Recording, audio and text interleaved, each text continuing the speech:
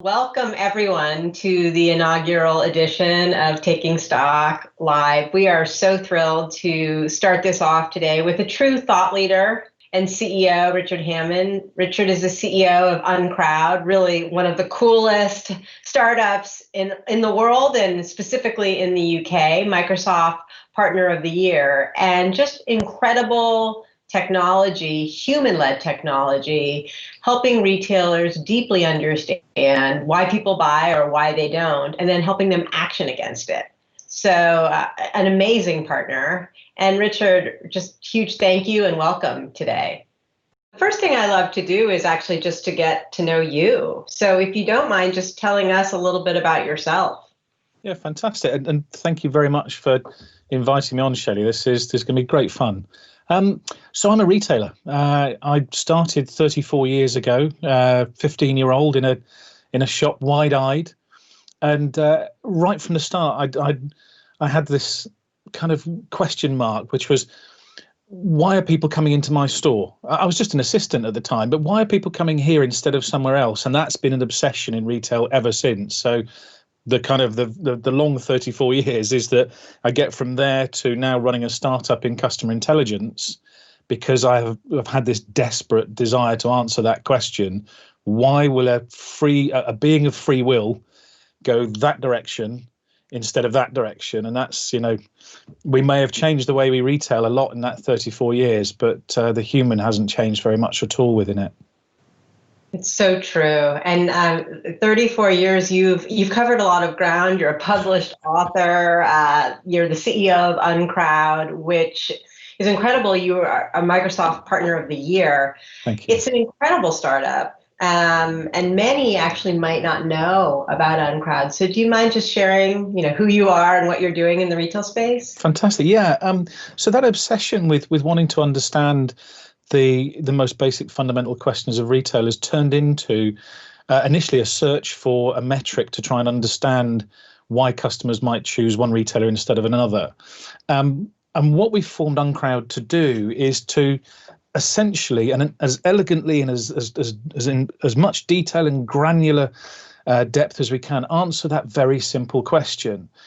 Because the way I kind of see our industry is that if I'm a new CEO of a large retail business, and I'm sitting down for the first day at my desk, probably at home right now, but I'm sitting down at the first day, I've got my yellow legal pad in front of me.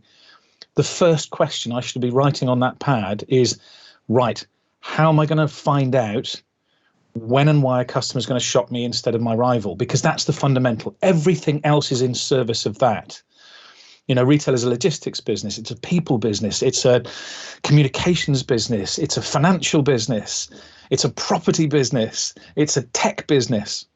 But at its heart, it's what will make somebody want to give me their dollars or their pounds or whatever it might be instead of my rival. So I was kind of shocked as I wrote my books to discover that we didn't have a metric to measure that, to understand why somebody will go for retailer A instead of retailer B. So I set out in 2 books ago now to find the lost metric, to see if there was a metric that could answer that. It turned out there wasn't. So I thought, well, somebody's got to build this. And so very tentatively, I put together the building blocks of a team to do that. And we have managed to crack it. We've built a metric that will enable any retailer to say, okay, these are my competitors. These are the things my customers want to do with us. These are the types of mindsets that we have around our business. So these are the time poor people who are also very brand sensitive. These are the busy moms and dads. These are the whatever those mindsets are, whatever those people are trying to achieve, our metric is able to understand and show both the situation today and the situation if you change things, that will describe this is when I will be that person trying to do that thing's favorite choice amongst their competing alternatives. And there's one really important reason why this has come to the fore now, and why we had to create a startup to do something about this, is we've now moved into a choice economy. So we are a world that is predicated on choice now. We were talking earlier on about how things started when we were in the early parts of our retail careers. Back then, we had a little bit of an ability to dictate to customers. That's gone now, hasn't it? Both of us sat here now. If you want to get a lovely new set of frames to complement the ones behind you there, your choice options are endless. Right. And that's the question we needed the reason why we needed to solve this. If your options are endless and your options are also safe and easy, how do we as a retailer make sure that the option you choose is ours? That's what we solve. I love that. I mean, just your point on the choice economy and sort of the metric and service to this constant, the sort of the fundamental question you've been asking really from the beginning, which, sort of none of us really know the answer to. Such a need for retailers, big and small, around the world. And it starts with, what we love, which is just curiosity, right? Yeah, totally. So in that curiosity, sort of talk us through how you're working with retailers. How does it actually kind of work as Uncrowd starts this process? Yeah, so what we there was obviously a period during COVID that was very interesting, where a lot of clients came to us and said, look, if you can make any sense of what's happening, we would really value that view. And that's been a really useful process for us, because it's built some really important and potentially enduring relationships. But essentially what we're doing is answering that fundamental question. So I am a retailer in a competitive environment. Tell me whether I'm in a customer's group of also ran options or whether I'm one of their favorites. And what we then do is we're able to show you, okay, if you're not in that group of favorites, here's the exact breadcrumbed causality that is keeping you in the also ran group. And that's the critical thing, because information without the opportunity to action it is pointless. There's no value to it. So what we've built around our platform, with an enormous amount of help from Microsoft, I should say, the inspiration from the teams at Microsoft, the access to resources we've had, and teachers within the business has been stunning. And what we've been able to do with all that is essentially say to a retailer, okay, we've answered the question for you. Where are you on the choice spectrum? Now, what can you do about it? That's the second part of it. So we go very much beyond basic analytics, and we've dedicated a big part of what we do to producing practical retailer-led actionable output. So if I'm an operations director, for example, I can sit there and it will show me, okay, I have an immediate opportunity around adjacencies. Or if I'm running the web business, okay, I can see that the way that I'm presenting our returns process is one of the things that's dragging us down here. And it's that granularity that's critical, because being able to see I have a problem or being able to see I have a lead, I need to know how to extend that lead, how to protect that lead, but I also need to know, are there things I can do with that lead that I can apply elsewhere? So that's kind of a long answer to your kind question, but the fundamental answer is essentially what we're doing is we are showing our customers, our clients, where they sit in that spectrum of choices for a customer. Are you favorite or are you also ran? If you're favorite, here's exactly what you can do about extending that lead. If you're also ran, well, two things really. If you're also ran, here's what you can do to make up that difference. But also here's the areas in which actually you need to just drop out of, because you may have been chasing something there, but the gap in the strategic gap or the tactical gap or the capability gap is too great. And that's very valuable too. Knowing which games to get out of. Yeah. The power of that is phenomenal. So yeah, it's a long answer to your question, Shelley, but the fundamental thing we're doing is we're telling retailers truths. Then what to do. I mean, you must have. I have some interesting conversations. You must have some really interesting ones, because I think anyone that you go to and say, "Here's why you're the favorite," or "You also ran and why," you must have some unbelievable stories. Do you mind sharing a few? And you can keep them anonymous if you want to. Well, we're at that stage where our clients see us as a secret weapon. So we're tied into some quite tight contracts about who we're allowed to say we work with. But you've got that the thing where you indicate what you're really doing. We're working with all of the usual suspects. So if it's a large retailer, we're probably working with them at some area within that business. And what we're finding, the crazy stories are really about the shocks, are about the retailers where we've been able to present something back to them that completely goes against the received wisdom, but that we're able to support it with such strong data that again and again we have retailers, clients saying, oh, okay, I get that. I see exactly why that's the case. And there's a great example in grocery where we have been working with a very large grocer who believed there was a particular shopper mission that they were dominating because they were by far and away the lowest friction option. And I'll talk about friction and reward in a second, because that's the heart of what we do. The lowest friction option to shop this particular shopper mission was with this particular retailer. But they were missing out on the other side of the equation we look at, which is reward, which is what does a customer get back from choosing to shop here? And this particular mission was one that was about meal building. So it was, can I get out of this store with a meal? Am I inspired in such a way that I'm not leaving with the same meal every time? Am I understanding how this meal affects my family? Can I put it together easily within the flow of the store? All those things are covered by this equation. So we end up with that retailer being able to say, look, this mission you thought you were dominating, well, let's show you who's actually dominating it. And they are entirely not the person you'd expect. In this particular case, it was because a non-value retailer was dominating this mission, even though there was a value element within the mindset we were looking at. So it's, retail is about very practical things. I'd like to say that the shocks come from, exploding myths and breaking, but it actually comes from people sitting there and going, oh, God, I get it. And that I mentioned the fundament of what our business does to get to those truths, which I should mention, which is we look at two aspects of shopping. We look at shopper effort and purchase reward, which is essentially, as a shopper, what do I have to push through to achieve my mission with you as a retailer? And if I do it that way, what do I get back?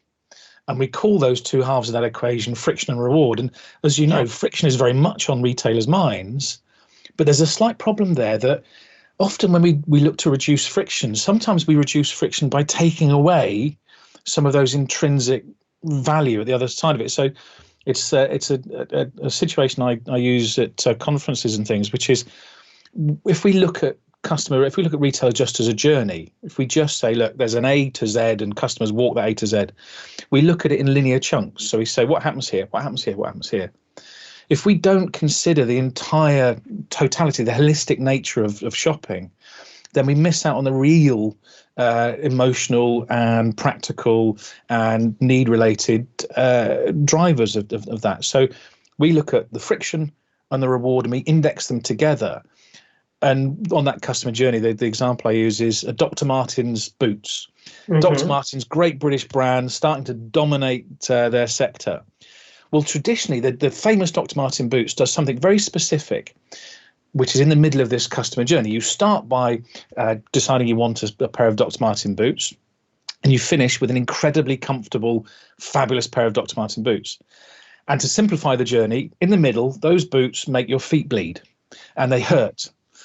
And in retail, what we would do is we'd look at that customer journey and say, oh gosh, there's a pain point, a physical pain point in the middle. We've got to eradicate that. Yeah. Fix it. And we'd lower the leather, the length of the boot. We'd take some eyelets off. We'd soften it. We'd maybe change. We'd destroy the product or the experience. Right. What we do instead is we say, okay, what is that friction in service of? Is that part of this badge of honor, this belonging to the tribe of Dr. Martens wearers that sits at the end of it? And that's we look for the moments of truth that shock people, and that's one of the realities that starts to drop for our customers is recognizing that you can look at your customer reality with brand new eyes.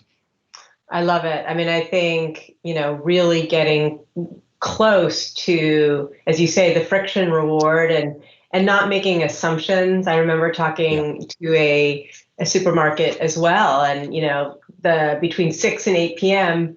You could probably double the prices for certain customers who are looking for dinner and be fine.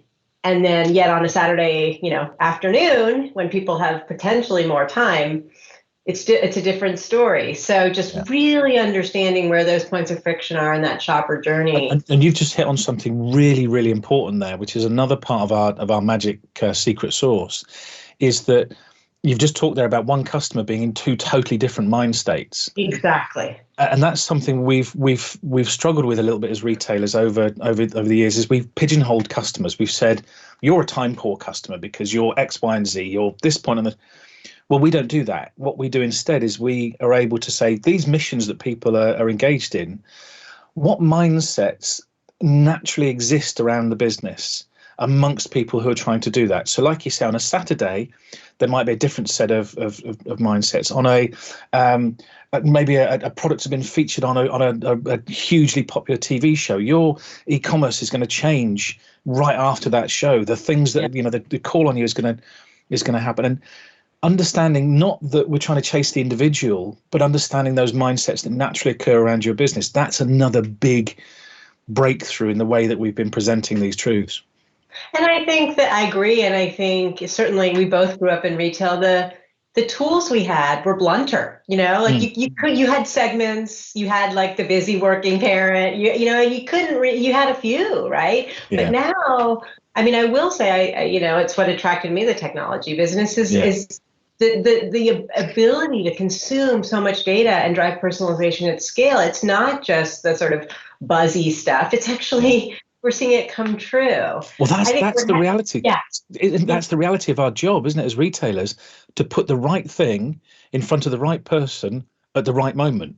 Yeah. And that's, as you say, that's what great CRM has done, is enable us to do that far more often than we were ever able to before. I know. Now it's almost like we have the Ferrari, we need to learn how to drive it, because the technology has, I think, been exponentially improving. And I think, some of the old mindset that we grew up in retail of us, curating and being the trusted editor is just changing. So speaking of change, obviously we're not together. We're doing COVID-19 has rocked every industry, and certainly ours. Maybe talk a little bit about how your work has changed in the face of what's going on with COVID-19. The first big change it's made is my haircut. It blew up all the existing research models. Research couldn't cope. There was nothing that could explain to our customers, our clients, what to do in this situation. And we have this incredible curve with those clients that went from the immediate reasonable panic. If I was the CEO of a multi-billion-dollar business, I would have, crikey, what a scary time that is. And understandably, there was a big call for people like us with an alternative view to try and cast some light on what was happening. And we were able to do that. But very quickly, what we discovered is that there was this extraordinary change in the potential level of overall impact of COVID.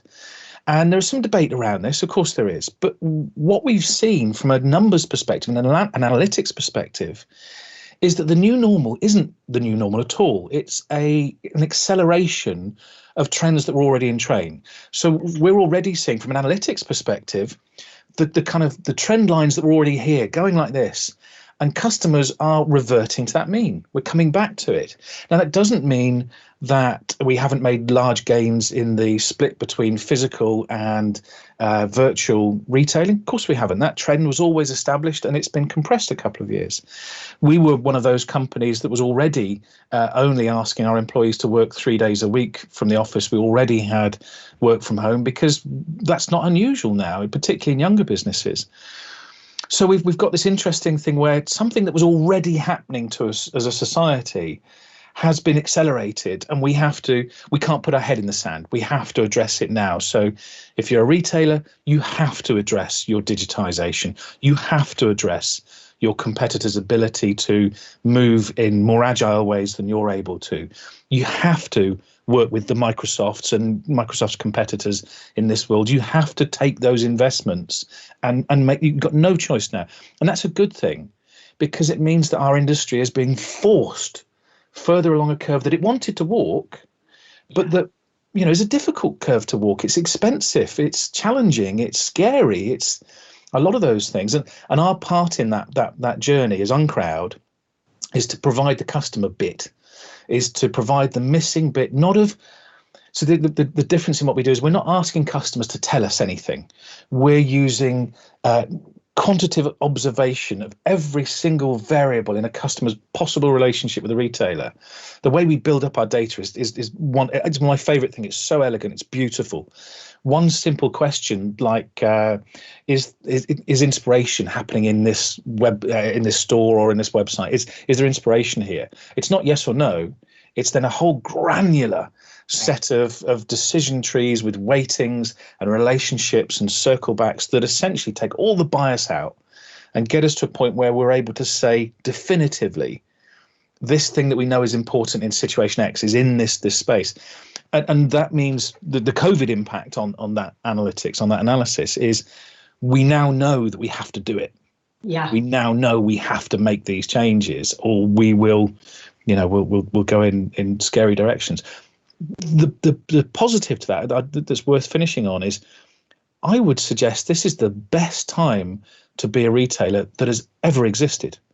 Yeah. I think this is the most exciting, the most creatively and intellectually challenging time we've ever had, and we've had it, as you say, at a point where the tools exist.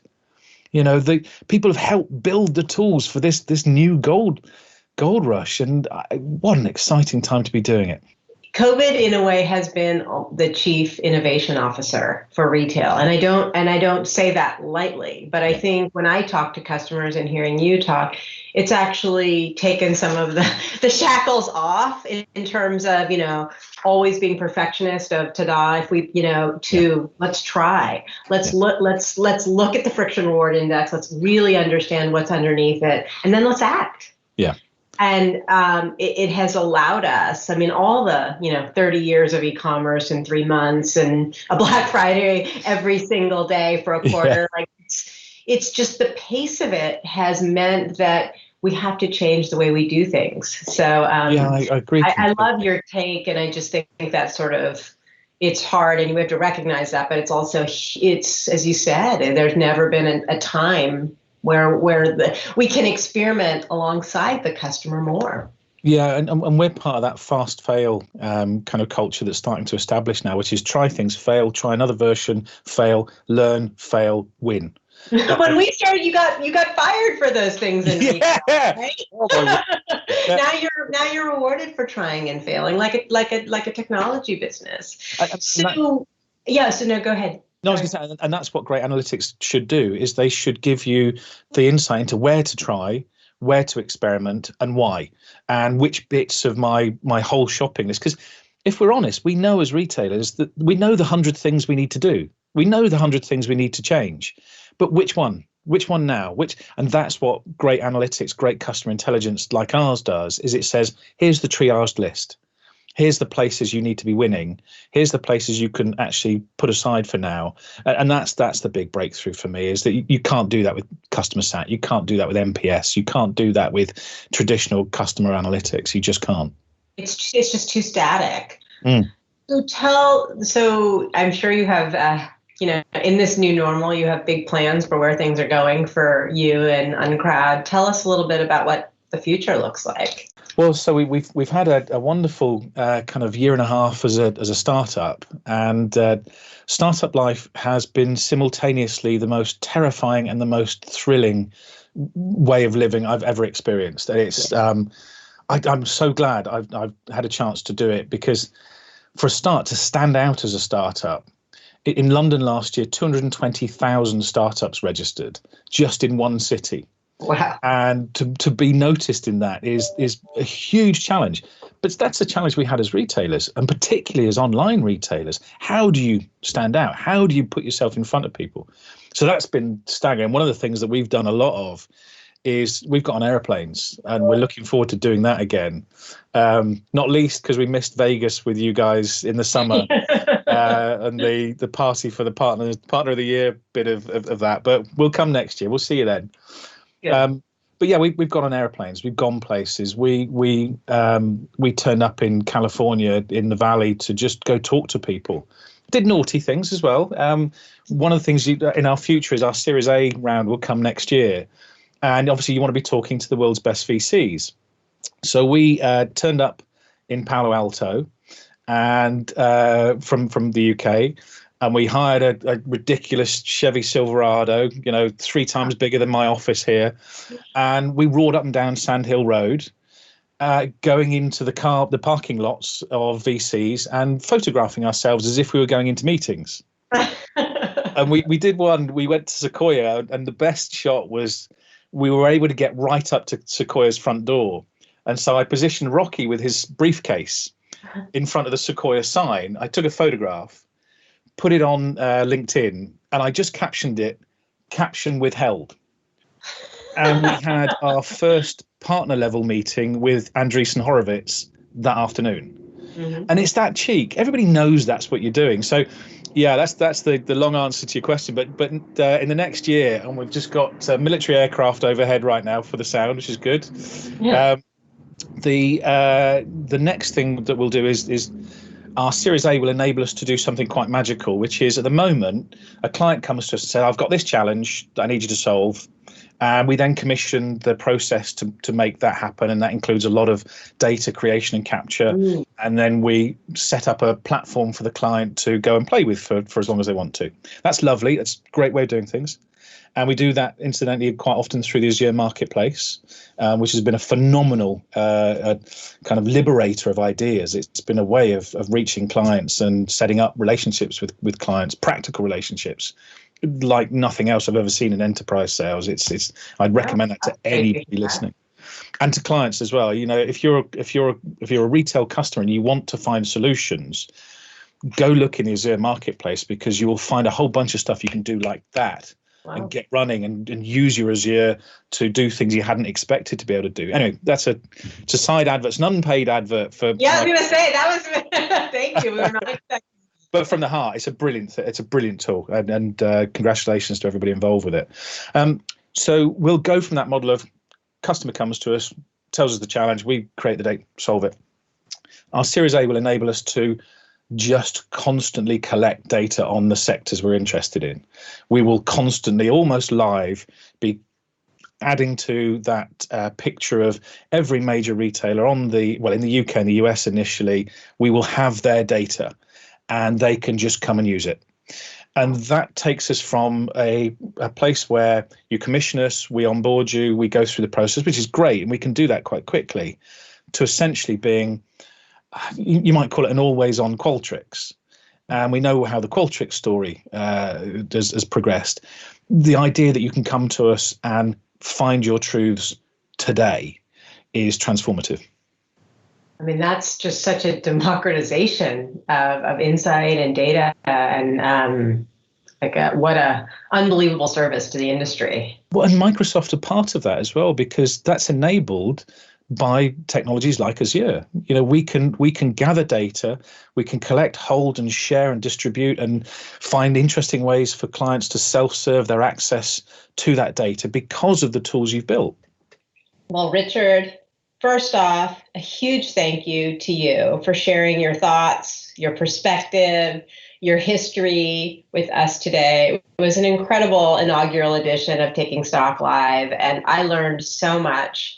And I hope that you and I can continue this conversation. Obviously, Microsoft and Uncrowd will continue our great partnership. And I think we're going to watch the story unfold together as retail really gets reshaped in the days and weeks and months ahead. So huge thank you to you.